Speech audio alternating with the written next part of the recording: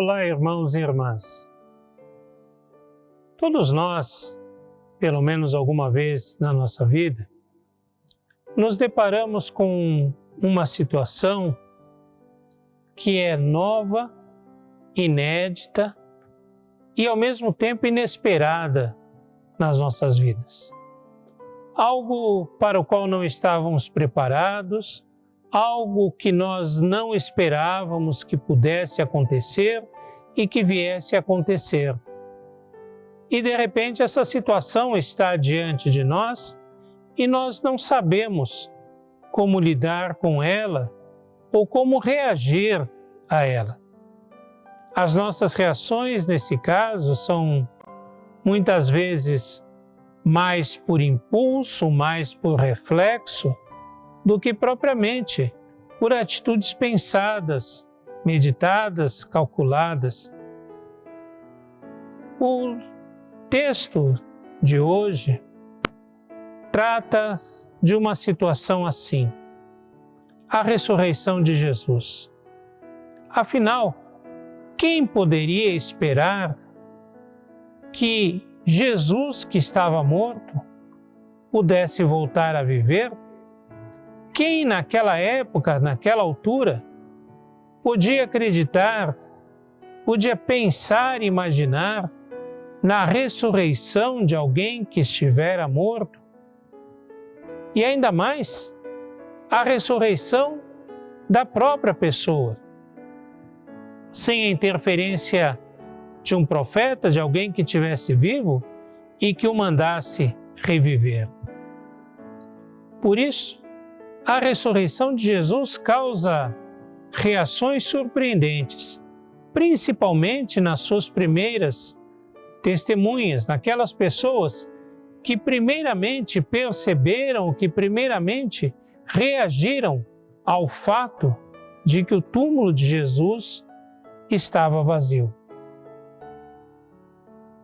O texto nos fala de 3 pessoas: Maria Madalena, e depois Pedro e o discípulo a quem Jesus amava, que entendemos que é uma forma como o autor do Evangelho de João se refere ao discípulo João. A reação dessas pessoas pode nos ensinar muitas coisas para nós hoje. No primeiro dia da semana, Maria Madalena foi ao sepulcro de madrugada, sendo ainda escuro, e viu que a pedra estava revolvida. Então correu e foi ter com Simão Pedro e com o outro discípulo a quem Jesus amava, e disse-lhes: Tiraram do sepulcro o Senhor, e não sabemos onde o puseram. Saiu, pois, Pedro e o outro discípulo e foram ao sepulcro. Ambos corriam juntos, mas o outro discípulo correu mais depressa do que Pedro e chegou primeiro ao sepulcro. E, abaixando-se, viu os lençóis de linho, todavia não entrou. Então Simão Pedro, seguindo-o, chegou e entrou no sepulcro. Ele também viu os lençóis e o lenço que estivera sobre a cabeça de Jesus, e que não estava com os lençóis, mas deixado num lugar à parte. Então entrou também o outro discípulo que chegara primeiro ao sepulcro, e viu e creu. Pois ainda não tinham compreendido a Escritura, que era necessário ressuscitar ele dentre os mortos. E voltaram os discípulos outra vez para casa. João, capítulo 20, versículos 1 ao 10.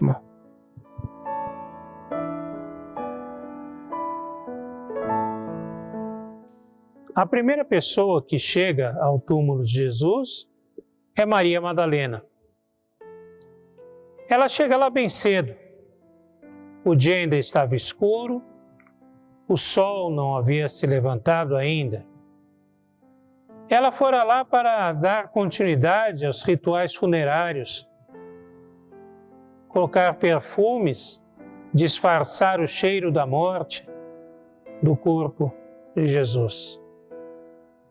Quem era ela? Uma amiga de Jesus, certamente. Uma participante, uma seguidora do movimento de Jesus? Com certeza. Mas ela era mais, ou havia características que precisam ser melhor detalhadas. A primeira e mais evidente é que ela era uma mulher. E a mulher, naquela sociedade, era muito desprezada, muito desconsiderada. A sua palavra não tinha valor. A sua palavra não servia para testemunho de nada. E foi justamente uma mulher tão desprezada, como todas as mulheres, que Deus escolheu para ser a primeira testemunha do fato mais importante de toda a história.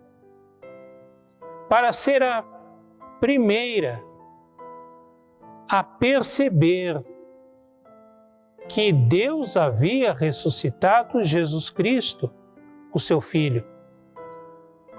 Para perceber que ali acontecera o fato mais importante de toda a história da humanidade.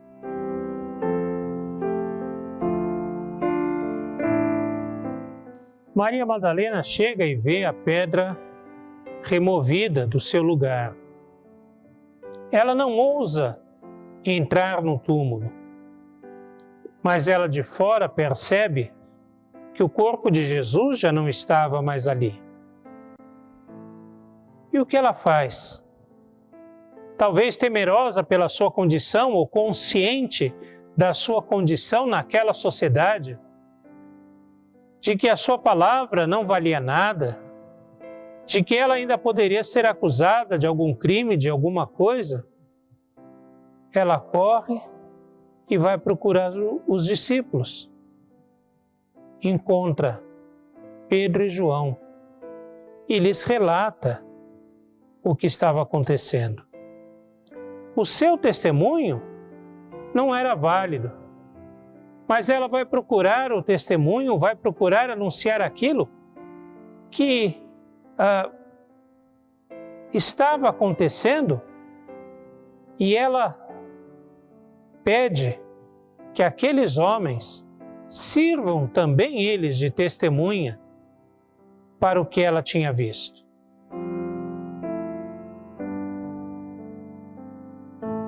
Maria Madalena procura então o testemunho de outras pessoas cujo testemunho pudesse ser válido. E ela vai então aos discípulos de Jesus. O texto fala que ela encontra Pedro e João. Por que especificamente esses dois? O texto não fala. Não temos essa informação precisa, mas podemos supor algumas coisas.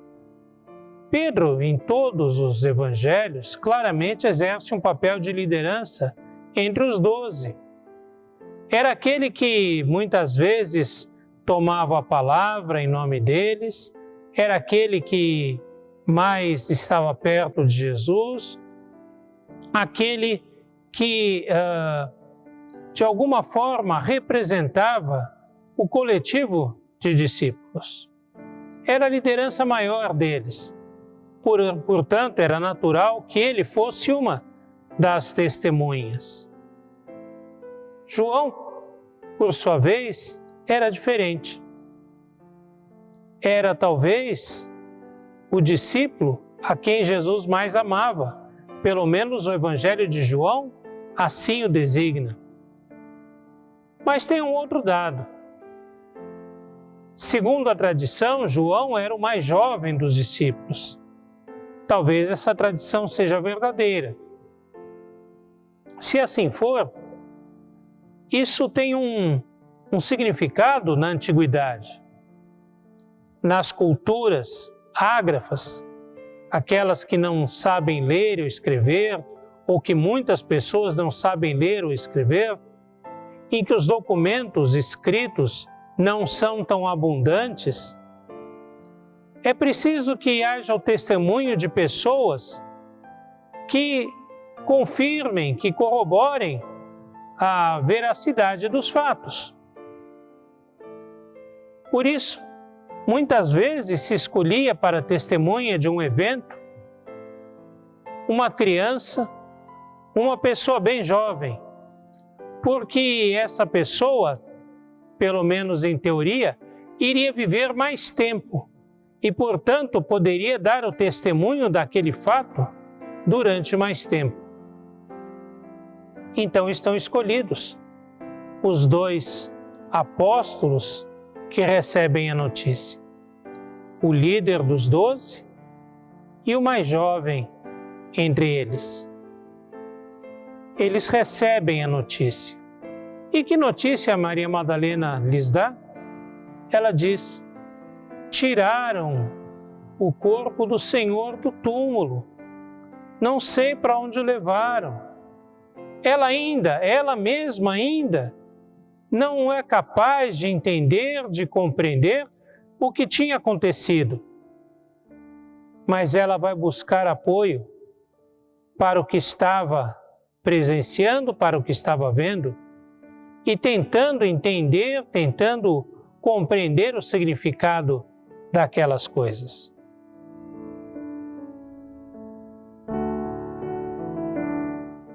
Diante daquela notícia, os discípulos de Jesus têm uma única reação: vão ao túmulo procurar saber, procurar ver o que estava acontecendo.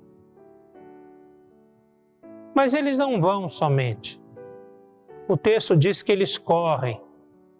E esse correr não é um andar apressado, é um correr com todas as suas forças, com toda a sua capacidade, é ir na maior velocidade que cada um deles pudesse percorrer, pudesse dispor.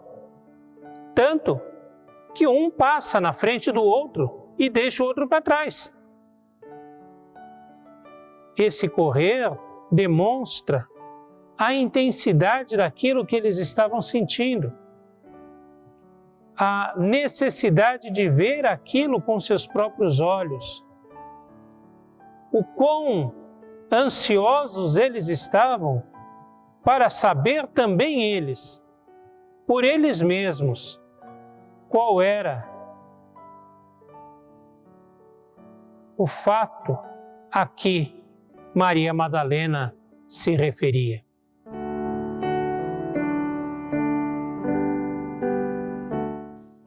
Os discípulos então chegam ao túmulo de Jesus. João corre mais, chega antes, mas não entra no túmulo, se detém na porta. E de lá ele percebe que o túmulo está vazio, que não tem ninguém lá. Pedro chega depois, porém impetuoso, como sempre, ele entra no túmulo. E João entra depois dele. E os dois percebem que Jesus não está mais ali. Mas não só Jesus não está mais ali. Os lenços, os panos que envolviam o corpo morto de Jesus estão ali jogados. Se alguém roubasse o corpo de Jesus, não tinha por que tirar esses panos e deixar ali. Se os panos estavam ali, é porque Jesus não estava mais morto. Eles começavam a entender essa realidade. Eles começaram a entender aquilo que Jesus tanto lhes houvera dito, de que era necessário que ele morresse para a salvação da humanidade. E eles então entenderam aquilo que Jesus lhes dizia acerca da ressurreição, e eles não podiam antes entender porque nunca tinham experimentado nada como aquilo. Mas agora que os fatos tinham acontecido, eles perceberam o que Jesus lhes falava e, mais do que perceberam, eles creram. Eles creram. O conhecimento que eles tinham da ressurreição a partir de então não era simplesmente o saber que aquilo era um fato histórico, que aquilo tinha acontecido, mas que aquilo era a ação de Deus, era o poder de Deus se manifestando ali, naquele momento, naquela hora, diante deles, junto deles, que ali estava realmente o verdadeiro enviado de Deus, o Cristo, que tanto se esperava, e creram que a vida havia vencido definitivamente a morte e que não havia poder nesse mundo capaz de deter os planos, os desígnios de Deus. Porque tudo aquilo que Jesus lhes havia anunciado, eles agora testemunhavam que tinha acontecido e eram capazes de crer que Deus estava agindo no meio deles.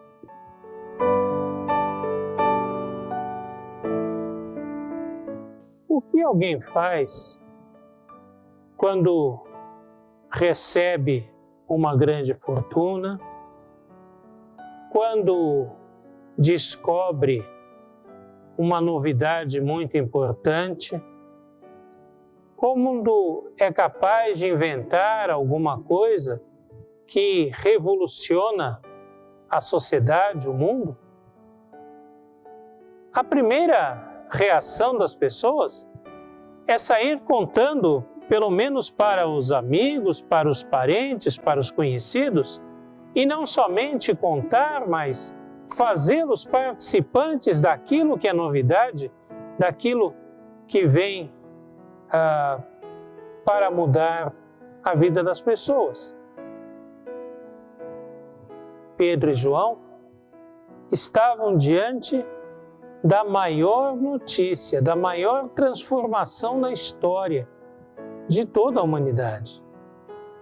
Era a ação de Deus diretamente ressuscitando Jesus, a morte sendo vencida pela vida, a morte sendo derrotada, de forma que a graça de Deus, a vida de Deus se manifestava em toda a sua plenitude.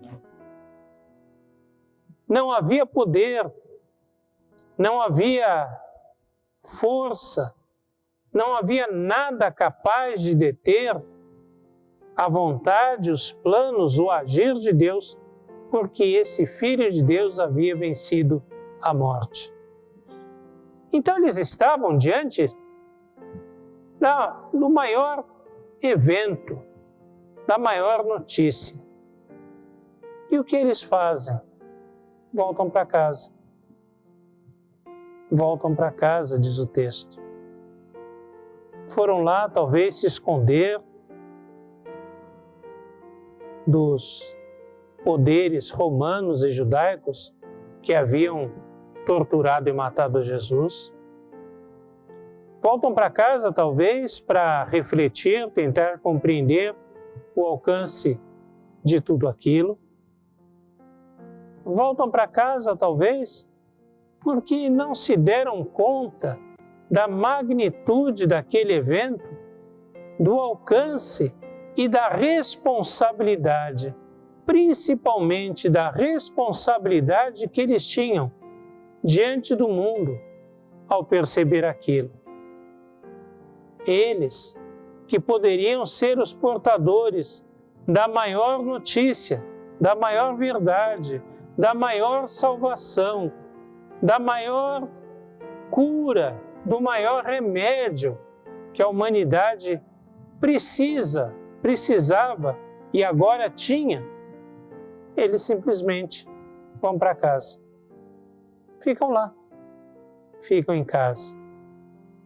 A continuidade do Evangelho de João vai mostrar que Jesus aparece a eles outras vezes e os chama para que eles vão cumprir a missão decorrente daquela notícia, decorrente do precioso presente que eles tinham em suas mãos. Eles tinham a responsabilidade de anunciar que Cristo ressuscitou e a vida venceu a morte. Não poderiam se calar diante da magnitude dessa verdade, diante da grandeza do fato que eles tinham diante de si e que tinham a responsabilidade de anunciar.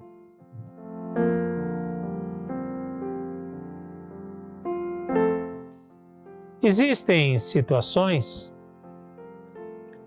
diante das quais não se pode ficar calado, sem reação, não se pode ficar inerte. É preciso responder de alguma forma, seja afirmativamente ou não, seja positivamente ou não. Mas alguma resposta tem que ser dada. Diante do túmulo vazio, diante do entendimento de que Cristo ressuscitou, diante da fé que essa situação suscita em nossas vidas, não é possível simplesmente voltar para casa e pensar que a vida continua como ela era antes. A vida muda, a vida se transforma. São situações que transformam toda a nossa existência. Mudam o nosso caminhar, mudam os nossos destinos, mudam as nossas intenções, as nossas buscas, os nossos valores. Mudam a nós mesmos. Diante do túmulo vazio, não é possível simplesmente ficar parado, ficar quieto. Somos chamados, como Jesus mais adiante vai chamar os seus discípulos,